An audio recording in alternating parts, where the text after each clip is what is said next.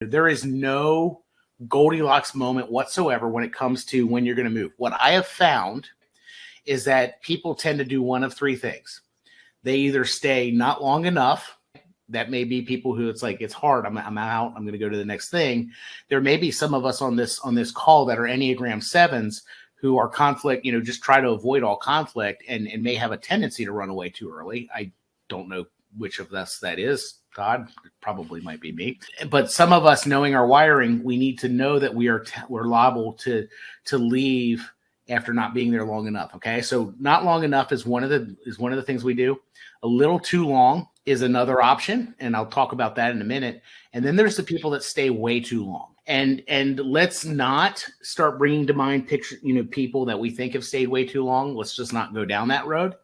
But let's talk about, why we stay too long. And I think a lot of that goes back to what we were just talking about.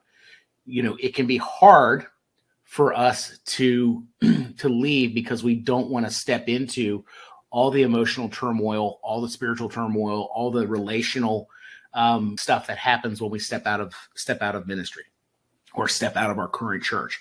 And so the tendency can be to stay way too long because we're comfortable, because the pain isn't bad enough to make us want to bail out right away or whatever. But that tends to be one of the options.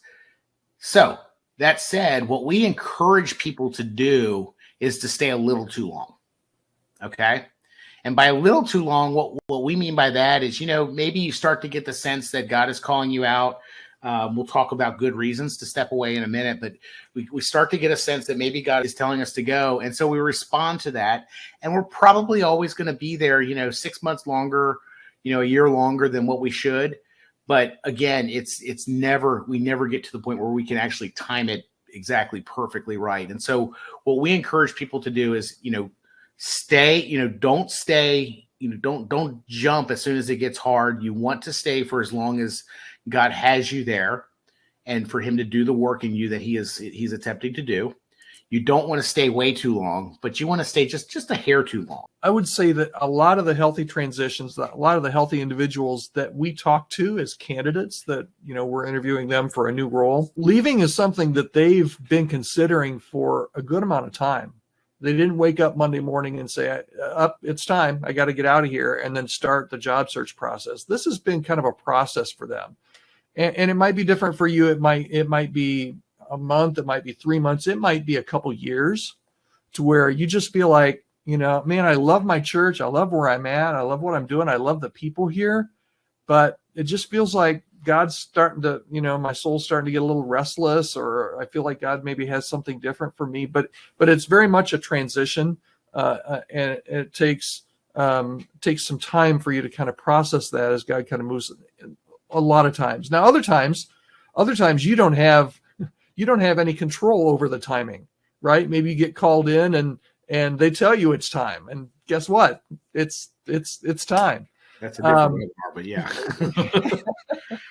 Exactly. But you can, particularly if you're the kind of person, if you're kind of wired to always look for that, that shiny penny somewhere else, or the grass greener on the other side, you may have a tendency to want out a little too soon.